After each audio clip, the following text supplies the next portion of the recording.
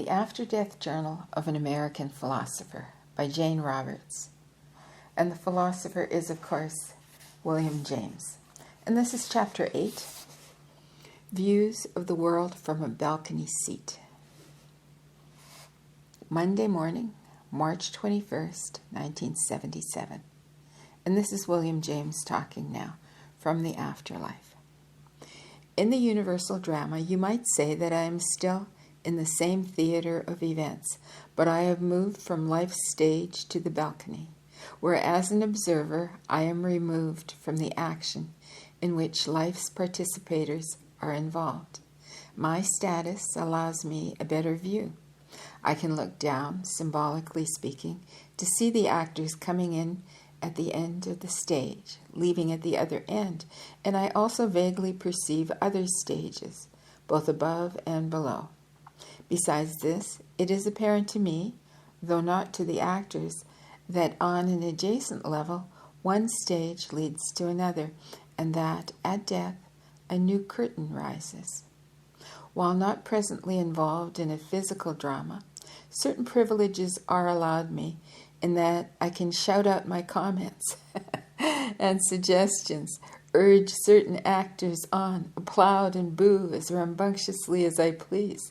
Not being personally involved, I follow the plots, characters, and themes, and because of my privileged viewpoint, I can see where certain actions are leading, so that I sometimes call out an alarm, "Watch out!"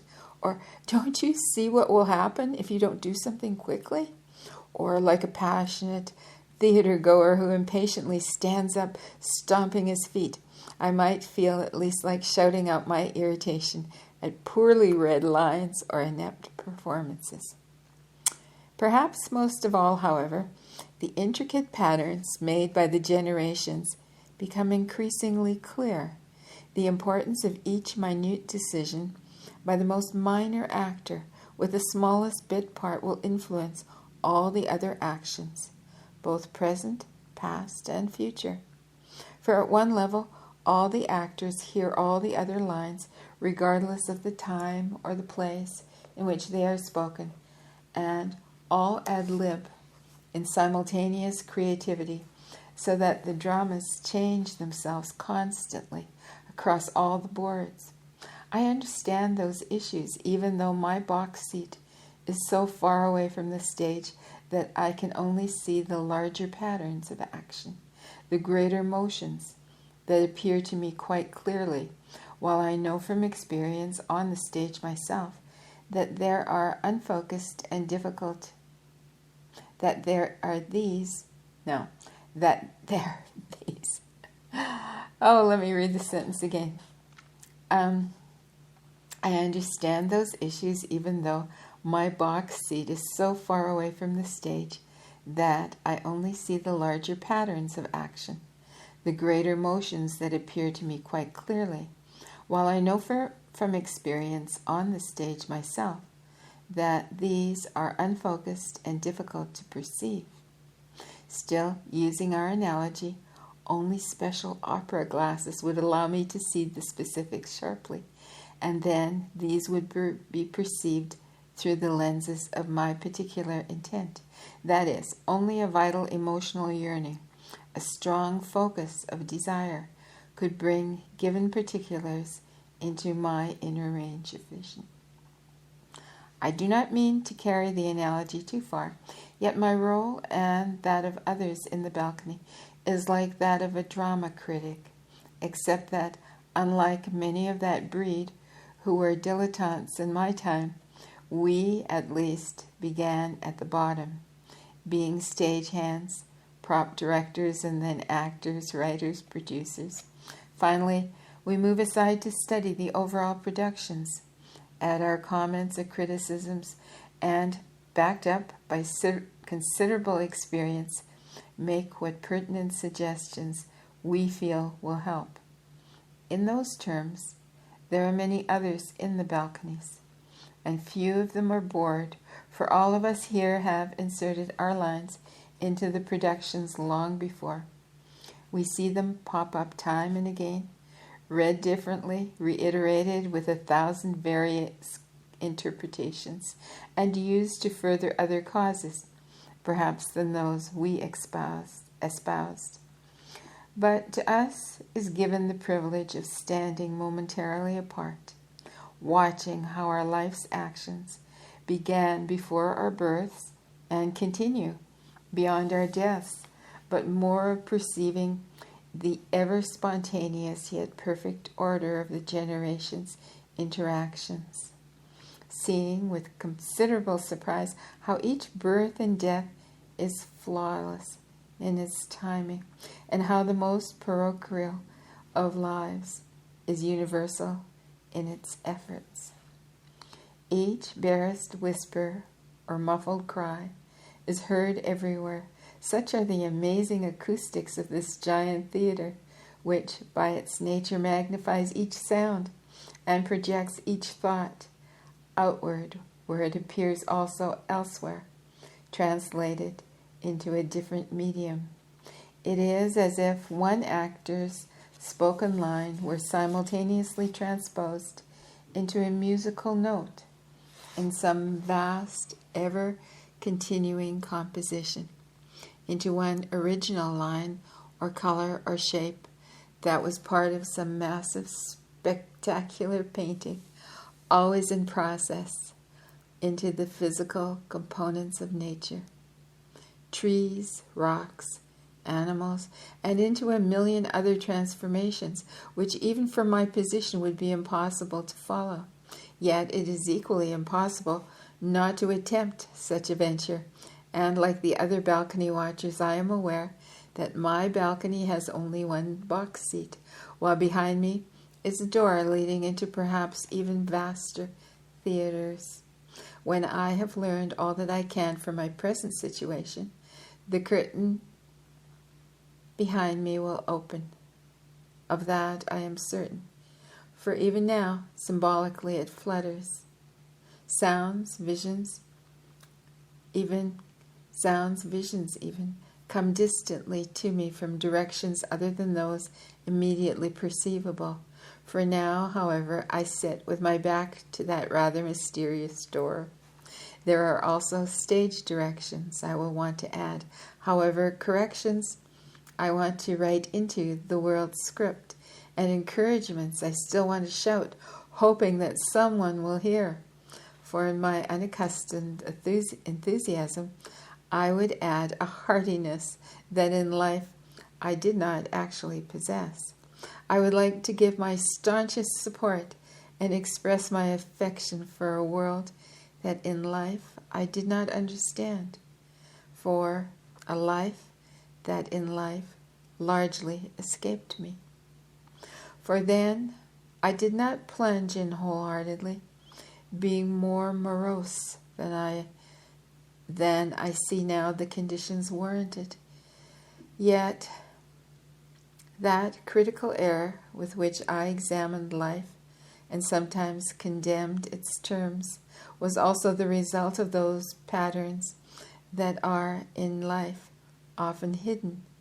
So from my vantage point now, I would like to remove some of the misconceptions about the drama itself that cause so many persons to misread their lines, to stutter, or act without the full knowledge available to them. My own experience is a case in point, from which anyone can benefit. First of all, however, a few comments. These may at first appear so obvious that my readers wonder why I am bothering to mention them at all. Yet the very simplicity of the following lines is often overlooked in the sometimes murky and ponderous climate of conventional thought.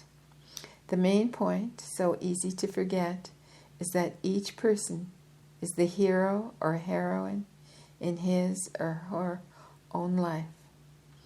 Everything else, all actions, seem to revolve around us personally in life.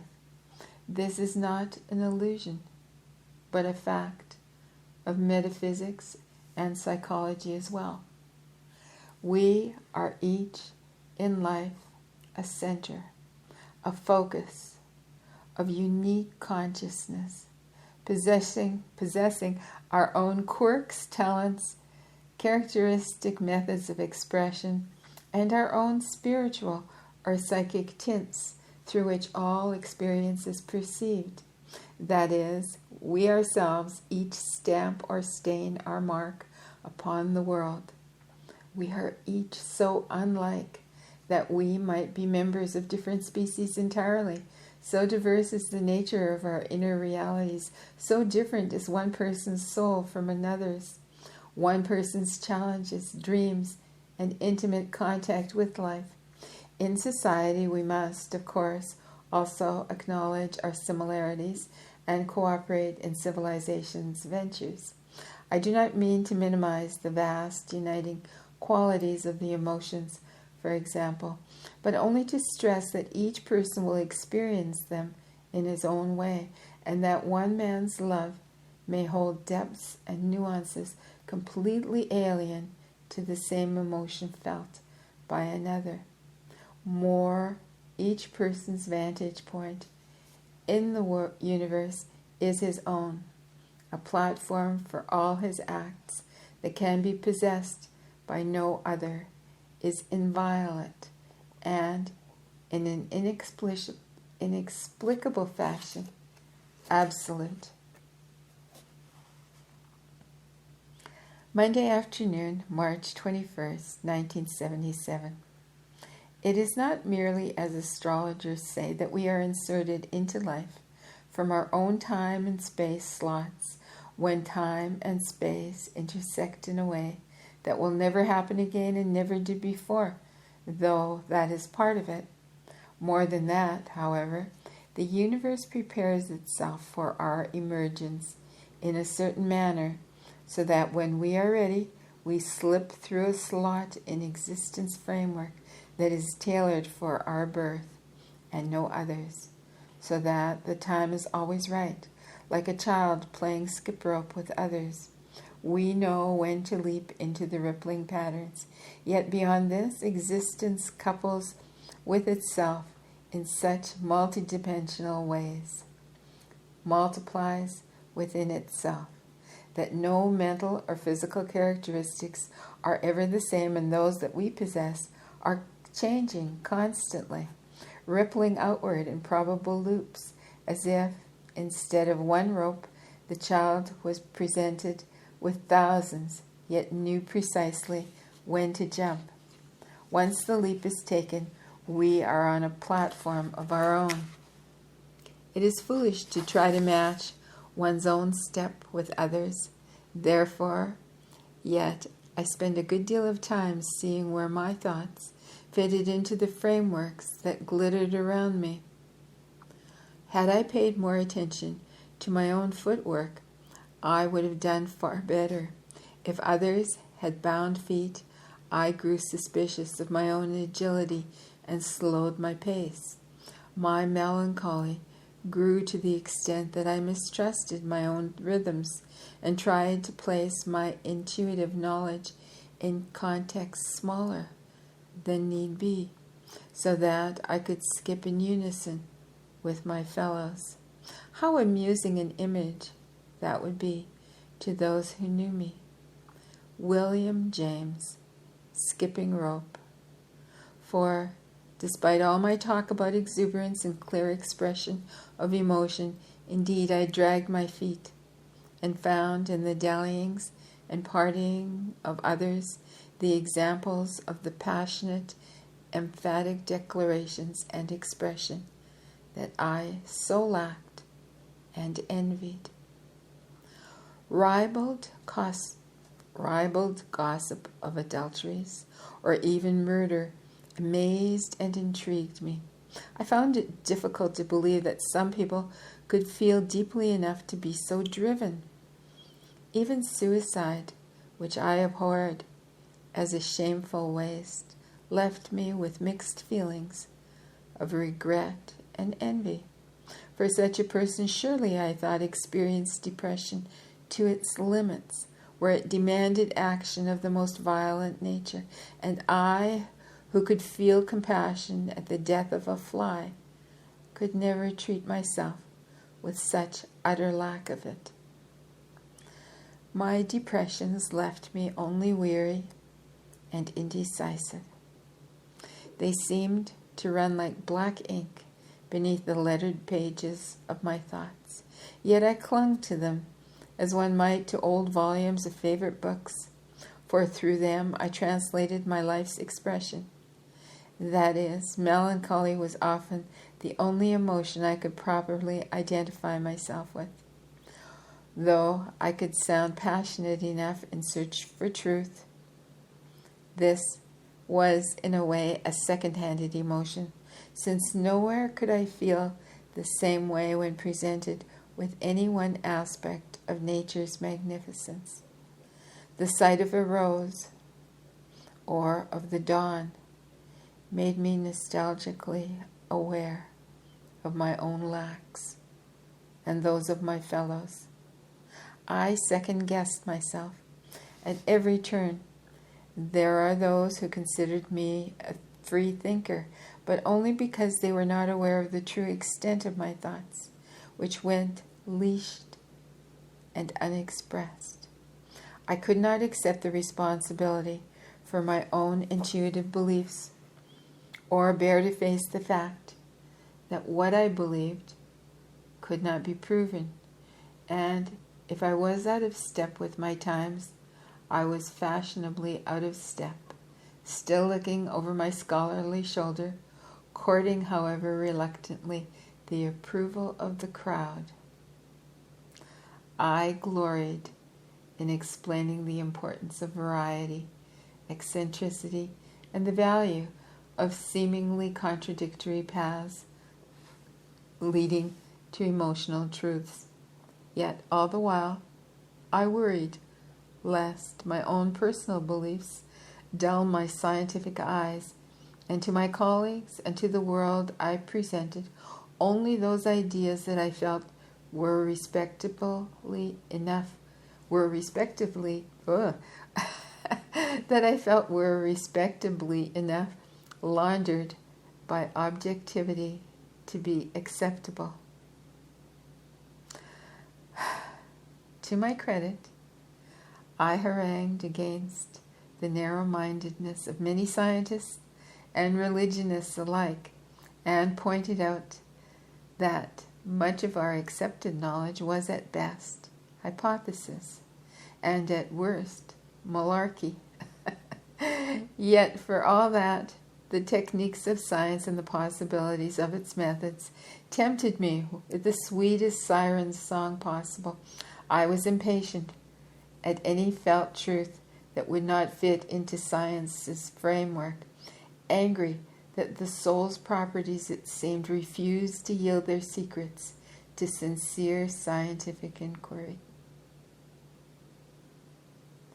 Tuesday morning, March 22nd, 1977.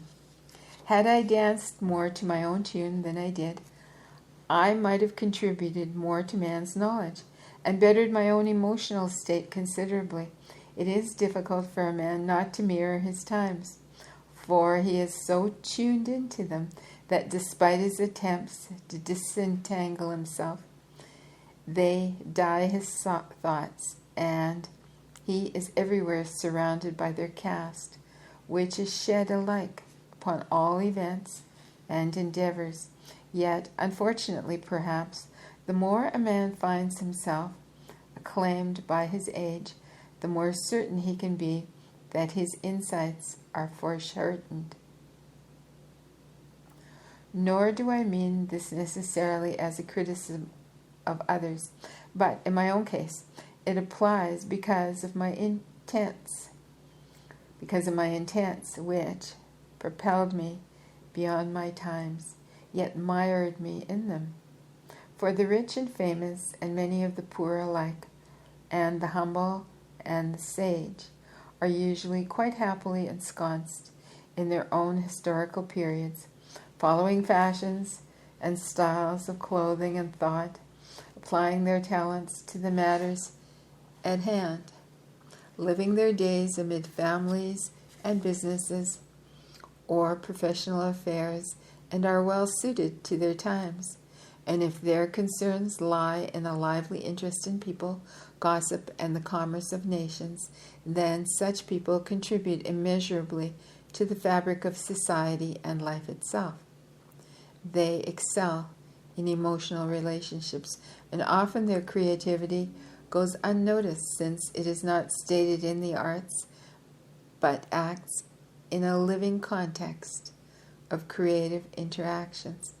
I think of parents who form each day into a homey psychological canvas of living proportions, painted with tender demonstration of paternal love and affection, tempered by the most artistically applied discipline, which does not hurt but teaches. So while people may pass unknown to history, the artistry of their ways endures, and their concentration in their times serves them in history well. But if a person's mind is given to philosophy, if the heart questions the head, and the head the heart, if the person seeks the answers to questions that rise like smoke from the fire of daily life, if mind and heart alike are united in their untiring search for what comes before and what comes after, then there is no recourse but to stand somewhat apart from the times. There is no recourse but to steadfastly refuse that concentration upon daily details that others find so fascinating. For such persons see alike patterns, flaming patterns. For such persons see alike life's flaming patterns and the ghostly ashes left behind. The hearths of one civilization built upon the cold embers of another, and question incessantly. The answers must come from another level that gives meaning to life's daily context. So the questioner treads a careful line of attending to life and not attending at the same time. He must be involved and not involved. In that involvement, despite his achievements, in that involvement, despite my achievements, I tended too much to the opinions of others and ignored many hints that appeared in my own personal experience. Again, intimations of immortality, if you will, shunning them because of their scientific unrespectability. My own existence gave me evidence of the soul's existence. I knew it, but dismissed this as beside the point, since in no way could I produce the scientific proof that alone I felt could demonstrate to others the actuality of such a hypothesis. As scientific technique, was that proper? But as a man, I pretended not to know what I knew, but could not prove before my fellows. A larger science, however, must take into consideration those inner issues of mind and soul that it has summarily dismissed, for it is not true to say that science ignores such matters. It acts as if they do not exist and bases its theories on the supposition that man has no soul and that the universe has no meaning. By taking such an attitude, science is neither objective nor scientific. The main foundations and schools of science have never had an open mind in this respect. Part of the reason for this, of course, lies in science's need for consistency within itself. And again, the human heart is not consistent. The behavior of people is not predictable, and the soul will not stand up to be counted. Serious disadvantages, yet there is no reason why such issues should be ignored completely. Instead, science should and must rise to the challenge and broaden its frontiers, which are too small to contain important elements of human experience. I tried to remake science, and it nearly unmade me, for it undid my enthusiasm until I looked at life's wonders, not for themselves, but with an eye out for provable facts. So everywhere the existence of the soul eluded me. Though I myself possessed one, nowhere could I identify it within myself. And when it spoke through inspiration or intuition or insight, it was then that I doubted myself the most, questioning my motives, and lost myself in petty details, while often missing the whole shape or direction of my inspiration. Wednesday morning, March 23rd, 1972. Now, it is one thing to follow a discipline that deals only with provable facts, and it's quite another to live a life as if reality consists of facts only, supposing that life rises from them instead of the other way around. Now, how do you deal with new facts again, those that undermine the old ones? Do you say that reality has changed? If you limit your personality so that your experience conforms to known facts, you not only severely constrict your life, but you threaten to shrink it out of existence. Those who follow such philosophies cannot live with them for long. Inertia overcomes them.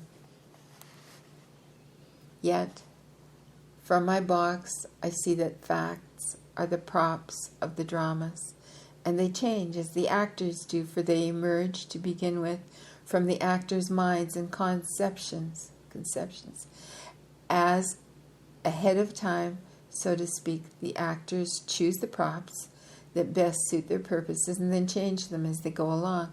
So they move from one set of facts to another, as ordinary actors in a physical production move from one set or room to another. The facts simply serve as a structure upon which, say, the plot is hung, as the given assumption taken for granted by the actors or the rules of the game in which action takes place. Sometimes these facts change drastically. Sometimes they serve for generations, but the actors are alive and real, while the facts are simply the exterior sets, secondary shifting to be used and discarded as they serve their purposes.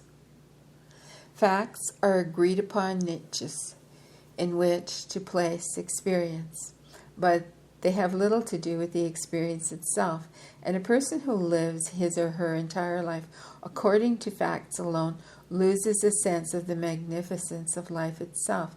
Moving the props about, juggling the facts, kicking them aside can be a most enlightening endeavor. Therefore, for each time such shiftings occur, lo and behold, the facts give. They are seen to be as artificial as the parlor settings of a popular play, while behind the set's papered walls lies the vaster area in which the props were constructed. If you go backstage, Victorian living rooms and futuristic settings would appear side by side. Facts are the same. Behind them lies the unexplored areas of creativity in which they are constructed.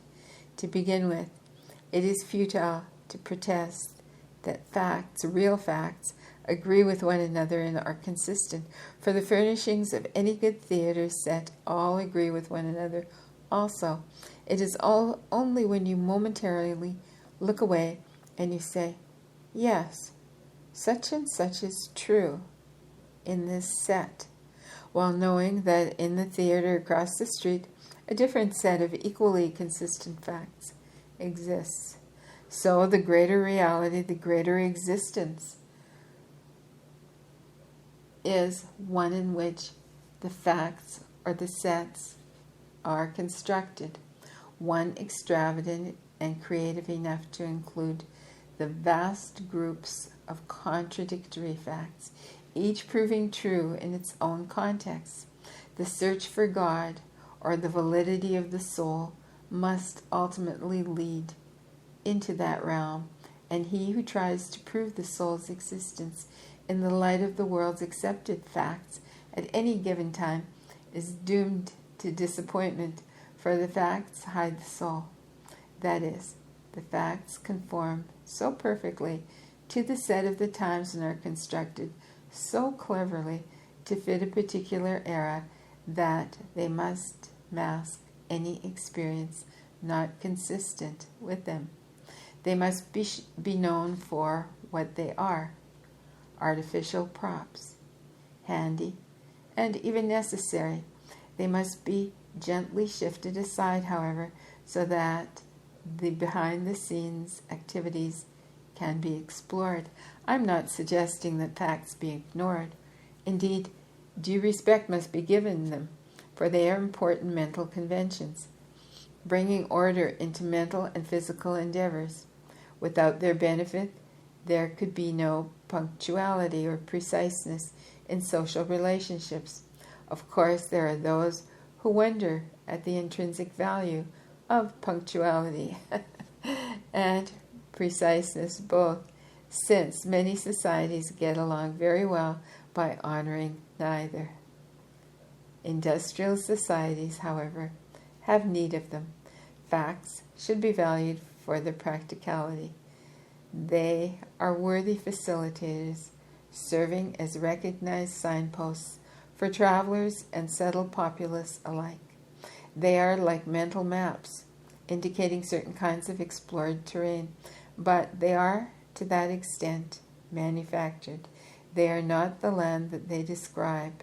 To treat them as such is a grave error, for a man may study facts about life for a lifetime, learning little or real value, while ignoring the greater dimensions of living and existence that are so poorly indicated in the fact maps themselves. Because man tries to be consistent, often in such limited and unimaginative ways, but is, despite himself, highly creative, the facts of one discipline will often not agree with those of another, as I mentioned earlier. The wise searcher will study those contradictions, for there the props are weak, the map's flaws show, and there is a chance of seeing through to that more extensive fabric beneath. That fabric lies not only beneath the facts, but beneath man's acceptance of them in his own mind. That mind or soul contains its own prop-making equipment, and once a man finds himself in the process of constructing one set of props, he can experiment with others and realize that he himself is the fact maker and not subordinate. And that concludes chapter 8. That was really profound, didn't you think so? If you did, leave me a comment below. Let me know what you thought. I thought that was amazing. That was thought-provoking. He's deep. Okay. So, chapter 9 is entitled The Machine Man, Survival and After-Death Communications. So, till soon.